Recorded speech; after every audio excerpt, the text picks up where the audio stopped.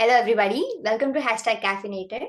So, today's episode is going to be very special for us. We hesitate to discuss few topics openly. Mental health is surely one such topic.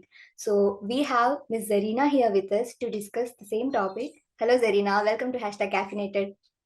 Hi, Vidya. Thank you for having me. Hi, Yash. Thank you for having me. And yes, mental health, of course, a big topic, but lots of other topics related to it do come out, when you're talking about mental health. Yeah, So, sure. yes, I'm very happy to share whatever I can on this topic with you today.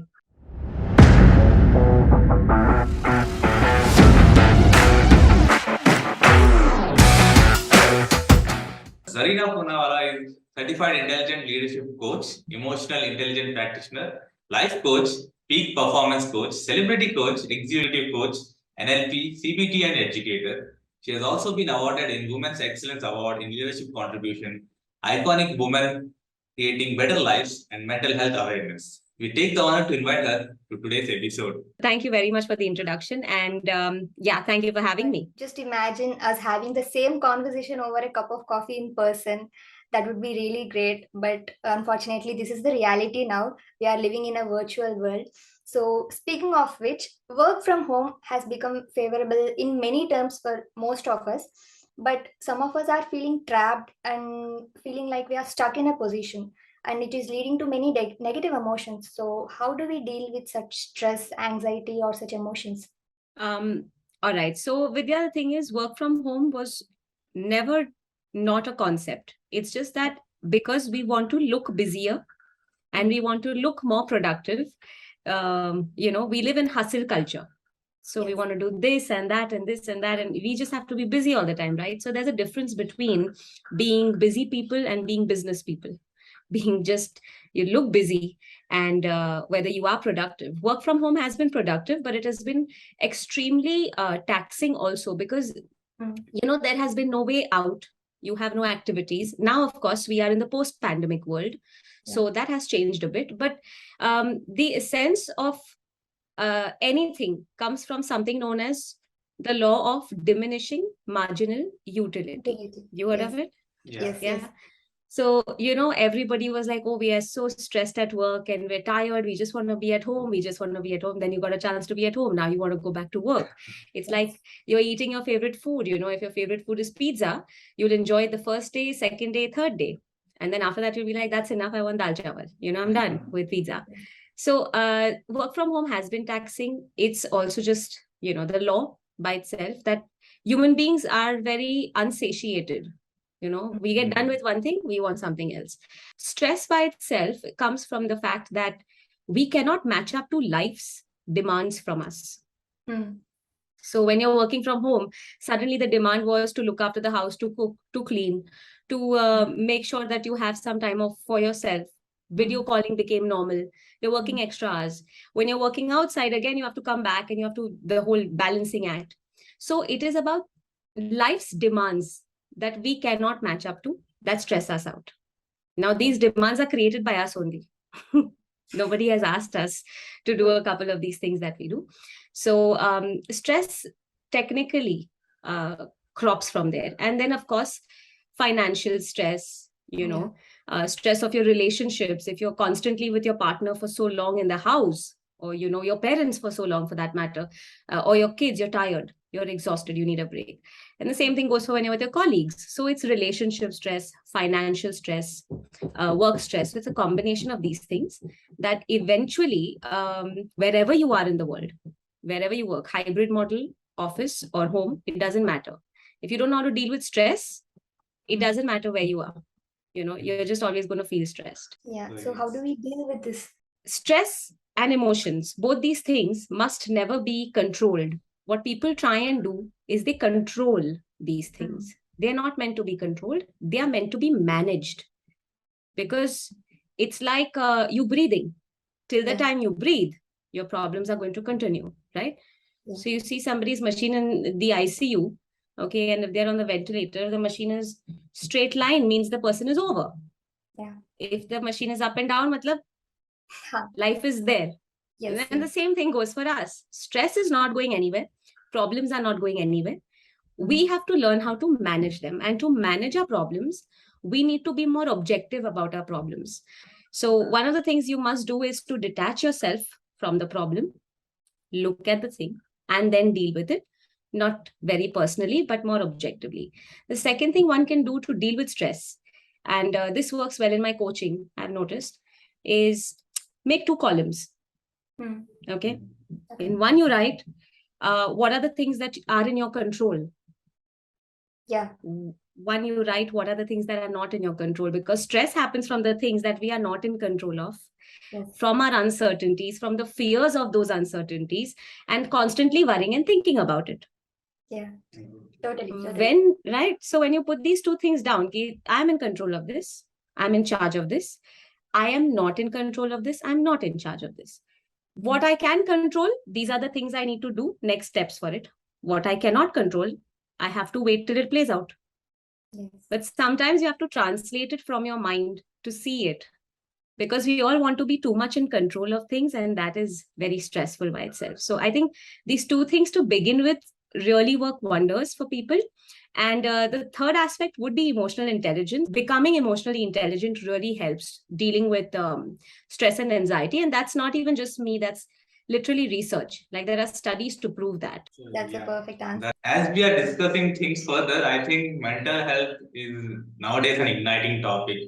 Though people have started acknowledging it, but they don't know where to rightly deal with it. People need some structured and professional assistance, isn't it, Zarina? Absolutely, Yash. And I think, unfortunately, what has happened is mental health has become a word like stress, which we use very loosely. Okay. So you see, a small kid who's going to school and comes with a principal's remark or a teacher's remark will tell his friends, I'm very stressed out, because I have to get my parents to sign this. And that is not stress. Stress is a medical term. Your body has physical, emotional, physiological, and psychological effects of stress. Similarly, when we talk about mental health very loosely, what we are doing is we are taking away from the seriousness of the actual concern and the actual topic. There is a lot of weightage to this word, but I've realized now that a lot of people use it so loosely without without having proper diagnosis, without having proper understanding or definition, understanding where this word comes from and how many things it means. And especially for the ones who've suffered through a lot of mental health issues. And like you rightly mentioned, Yash, that yes, it is something that should be handed over to professionals. And you can be somebody's unpaid therapist, for sure. You can be somebody's unpaid coach. But therapists or coaches or counselors or whoever they are, they take years of education to be able to help you and to be able to guide you in a particular way. They understand certain things about you, that your friends will have confirmation biases with you, your family will have confirmation biases with you're like this only, yaar. You're like that only, you get stressed out about everything now, you overthink everything. That is exactly what therapists are trained not to do. They're not going to tell you this is how you are and this is how you will be. They're able to see through.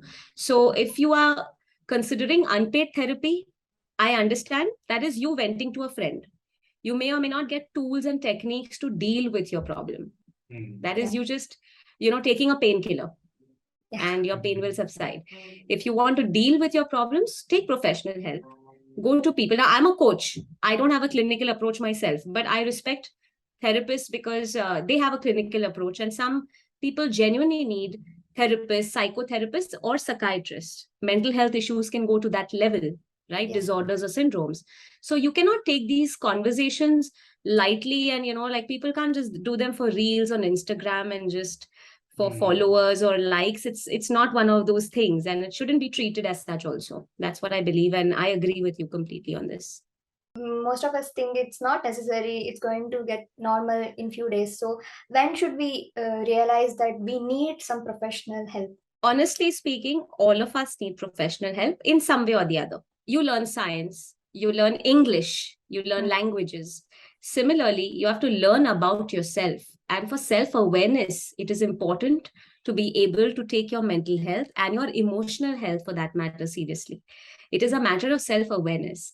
And if you ask me when you should start, actually, Vidya, to that, my answer is a little vague, because I feel every person in our world has suffered from some or the other childhood trauma. Yeah. You know, it could be anything from being bullied, you know, being ragged, being having overachieving parents, making you want to overachieve, seeing abandonment from a parent, seeing maybe a violent relationship, a bad or abusive relationship, having gone through something yourselves. Childhood trauma is enough reason for anybody to seek help, because that is the people we become and develop into when we grow. You know, we have abandonment issues, we cannot trust people, we have commitment issues with people, we're unable to express ourselves, we are becoming people pleasers. We want to either express ourselves and make sure everybody's pleased, so we can't say no, we don't have boundaries. So all, according to me, a lot of issues start because in our childhood everybody's always said, listen, you know, you're a happy kid, you're playing means you're okay. At least as adults, we're able to understand we are this, we are that, we are feeling these things. But as children, they don't even know if they're feeling correctly, incorrectly. Is this the way I should feel? And you're shut up. You're shut up because your parents will tell you, no, you have to listen, you have to do this, you have to do that, and blah, and that's done.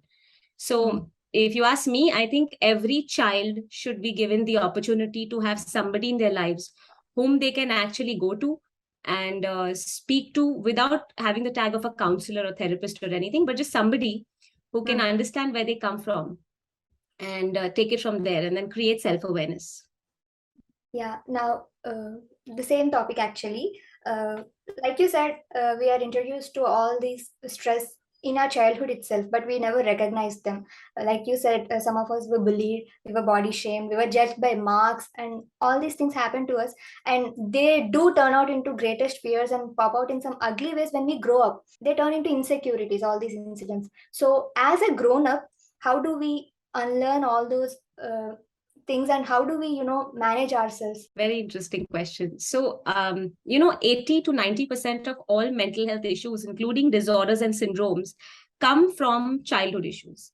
Most people you will find in prisons have faced massive childhood trauma. Most people in psychiatric wards have faced massive childhood trauma. So if you actually look at research and science, it will tell you that these things have to be treated at the root. What we are doing when we are talking about adult mental health issues, now, we are only trimming the tree. And we think it should look pretty from outside, but we're not handling the root of the problem. And to be honest with you, it is not too late. People can start later, sooner, whenever they want. As adults, the important thing to do is to actually acknowledge your childhood trauma. It is to acknowledge the current traumas in your life, to accept what is going on, acknowledge it, understand that, yes, this is happening, not living in denial of it. Because trauma has a pain response. Trauma by itself as a response, shuts your mind for a little while, shuts your brain for a little while. So sometimes people don't have memories of their traumas. You have to understand. They just can feel it. They can just feel it, like a certain setup, a few people in your life, or a few places that you visit. They will give you a feeling of discomfort, but you can't really remember what happened to you and why you feel like that. So trauma is not essentially about memory. It is about feeling. So when you realize as an adult that, listen, I'm not feeling even confident. Why is this feeling happening to me? I'm not feeling secure in my relationships. I am getting very, very, let's say, possessive about my partner, or insecure. I am very scared of losing people in my life. I'm very scared of losing my job. Then you have to start to work on healing your inner child. That's what you do. So it starts with acknowledgement, acceptance. Once you've identified that, then you use tools and techniques to deal with it, specific to your personality and your, core nature. True. We just discussed what we can do as grown-ups to overcome all these insecurities. Now, what can we teach kids, today's kids, to, not undergo the same stress? I personally am of the opinion you cannot teach children some of these things. What you can really teach children is how to understand their own emotions. You can teach them how to share their emotions without being afraid. Yeah. That, hey, you know what? Don't cry. You're not supposed to cry. It's just a little hurt. It's just, you're a boy, you can't cry. Or, you're a girl, you have to behave like this. When you do that, not only is it gender biased, but at the same time, you are also creating a list of, so boys don't cry has turned out into boys feeling that they are not able to express and show emotion. Yeah. Yeah. Ultimately, then they don't show emotions in other relationships. And then their spouses and their girlfriends or their boyfriends complain that they are not expressive. Mm. But crying is also an emotion, na? Why not to express it? So teach children to be self-aware. Teach children to come home and tell you how did they feel today, not what homework they did, not how much they got praised, not who enjoyed the lunch their mom made. Because children and raising children, parenting is not about the parents, it's about the child. Let it be about the child. um, just allow yourself to know that this is how my child feels without feeling guilty for it. You don't have to fix them. It's their journey, they have to grow, they'll feel different things. So just allow children to acknowledge, understand their own emotions. Yes, you're feeling angry. All right. What do you want to do about your anger? Do you really think it is something you need to cry about so much, or something you want to beat somebody up about? Do you want to, pick a fight with your school friend? Why are you so angry? And how do you want to resolve this anger? Have conversation. Yes. And that's how this conversation starts. It changes a lot of things, probably for the future generation. They just can deal with themselves better, Sure, Exactly. sure, that's right. Truly said. Parenting is not about parents, it's about the children. I really like that phrase. Because I have realized, when I'm talking to a lot of parents, they're like, my kid is doing this. And I'm like, okay, I understand that. What is your problem with it? Yes. Is your problem the fact that because it's your child and your child is not supposed to do things because it reflects badly on you? Yeah. Or is it because you genuinely are concerned that your child is behaving a certain way and it is unusual to their behavioral pattern? Is it because you feel mom guilt or dad guilt or parenting guilt? Or is it because your child genuinely needs to simply be the way they have to be? They are, Yeah. Your job is to basically plant or water a tree, rather. Yes. Okay, Yes. you've planted a seed, now you water it and let it flourish. You're not creating bonsais here. And you're trimming them off to a certain size. Let them be wild and free. Bring them back, they'll understand if they understand themselves better. So I personally feel parenting is all about the child and not the parent. Very much needed. Okay, so now coming to my next question. We having our roots in India, we hear quite a lot about spirituality actually. Spirituality is a way which leads to mental peace, they say. So, meditation, all these things are quite popular when it comes to mental health. So, is it practically true? But by just being spiritual, if you think you're going to be peaceful, no, that won't happen. Because spirituality is not for, it is for everybody, but it's not a path everybody can take. Yes, Very, sure. Because it is, I feel and I'm a spiritual person myself. I feel spirituality is not just for the conformist, it's for the non-conformist. People who don't always go with the tide. There are also people who go against the tide. They think differently. Yeah. Those are spiritual people for you, who Yeah. will not do what everybody else does in a way. So I connect with spirituality to a level where I feel that as a non-conformist myself, lots of things are questioned, lots of curiosities there about why is something like this, why does it have to be like this, etc. And because spiritual people, they know how to answer or deal with questions. They are at a mental level of peace as Yes. opposed to others. Okay. Having said that, it is not the only way to get there. If you really are somebody who say enjoys sports and say you're an atheist, you're not religious, you're not spiritual, it does not mean you can't find your peace. Sure, yeah. Does not mean you cannot be peaceful. All right. You could be anything. You could believe in anything or not believe in anything. But to find your peace is actually to stop searching for it and just start being. The minute you start being, you're peaceful. Yeah, That totally makes sense. How did you convince yourself to be and to see where you are now, right now? So how did your journey start?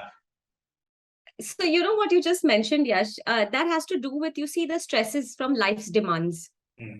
People who are constantly focused on life's demands, they are stressed that now I have to get married. This is my age to get married. This is my age to have one child. This is my age to have second child. Now I have to go to university. Now you have made a plan. And if you don't stick to that timeline of yours, you are going to stress out. Okay. Point is, life is not about timelines completely. And I learned this much earlier in my life. And I'm so glad I did, because when I started off on my journey, I wasn't I usually tell people this in any kind of interview or talk that I've done, that I didn't choose my profession chose me, literally. Okay. Okay. So it was not like, I think back 15 years ago, there was no concept of coaching in India. We last 2 years, 3 years, especially during the pandemic, you're hearing about lots of life coaches and this and coaching and workshops. And who knew? Who cared? It was like, okay, I know to run my business. Why do I need you? Similar to mental health, I know how to, I understand my feelings better than you. Why do I need you? Yeah. So when I started, there was no such concept. And for me, my profession literally chose me. I started off with working at CRISIL, which is a credit rating agency, popularly known for its work worldwide. And at the age of 19, I was working with them, and I was facilitating training programs on hedge funds and things like that, then I went off to study. I'm from Mumbai, studied at HR. I went off to study at the University of Sydney. I studied there. And when I did a job or two there while studying, I worked with a company which was doing work for American Express. And I landed up doing a lot of sales. So from that experience, one of my colleagues, one of my seniors was missing for a week. They were on leave, and I took over in the morning meetings. And the team seemed to, my bosses actually recognized that I have a flair to be able to speak to people or, connect, because the team did well. And there was no preparation. There was just like, okay, let's just do this. It worked out. So that's what I mean, I did facilitate training programs. Then I was recognized, and I in fact did my train the trainer course in Australia. And I was nominated for it by my boss. I didn't even know what train the trainer was then. So that is how unsure I was about my field. Or but I just knew that I realized one thing in my journey, that one, I have no regard for anybody who tells me not to do this, you cannot do this, you don't know how to do this. If I don't know how to do something, I learn it. If I cannot do something and you tell me that, I will show you how it is done, right? And I just have that mentality from the very beginning. That's why I say that I am a little bit of a non-conformist. I have never, ever cared for what society thinks about anything. Like, it's your choice, you think about what you want, I will think about what I want, and that's the way. So I'm always at peace with myself, because I don't have to prove myself to anybody. Yes. And from the beginning to now, one thing that I haven't done is I've never compared my journey to anybody else's that I know. Anybody else. No other coach, no other podcaster, no other trainer, no other entrepreneur, no other businesswoman, nobody. Because I am not concerned with anybody else's journey at all. Because then that's where your problems begin. Yes. Then that's your definition of success. So I have never been concerned with that. So generally that has helped me to keep my peace. And I believe in having a good balance in your life. A lot of people think I'm telling you, amongst, friends, relatives, family, sometimes you get this like, oh, you're very ambitious. And I'm like, I'm not that ambitious. And even if I am, that's not anybody's business. But I'm not, in the sense that I am not a workaholic. I have time for everything. I have time for myself. I have time for my family. I have time for Netflix and chill also, So I don't see a problem with people who are living their own life at their own pace and are happy in their own journey. And I think that is the reason why I am the way I am right now, because of all this. Yeah, I actually get that a lot too. You're too ambitious. You're into too many things. You're into too many odd jobs. What are you even doing? What are you even trying to prove? I get that quite a lot. Yeah, but yeah, I can totally relate to you. Yeah, right. I mean, and usually when somebody tells me, you're very ambitious, I'm like, you can ask my husband that question. If he thinks like that, if he thinks that he has no time from me, the person I live with 24 hours is complaining about my ambition, then I might even consider for a moment where I need to make a change in the way I'm ambitious. Not that I am ambitious, Yes. but you need to ask the person I live with if they have enough time from me, if they get the quality time they need, if I am, enjoying my space with them, then you come and complain to me. you know so yes, that's how I look at it. And Zarina, I also had this question. You have this organization, ABBZOH Expertise Unit. So where do you want to see yourself and the organization in the next coming up years? So what are your plans for it? And tell us more about this organization. So my organization, thanks for asking this question. Very rarely people do ask me that because their focus is on me and not the company so much. But ABBZOH Expertise Unique is a company I started in 2011. And ABBZOH is actually a family business name. And we have an export firm running for the last 34 years in the same name. So I had the ambition, Yash, of creating a group of companies.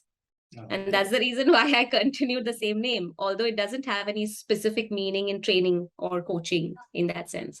It's just a combination of two names together. So that was the initial plan.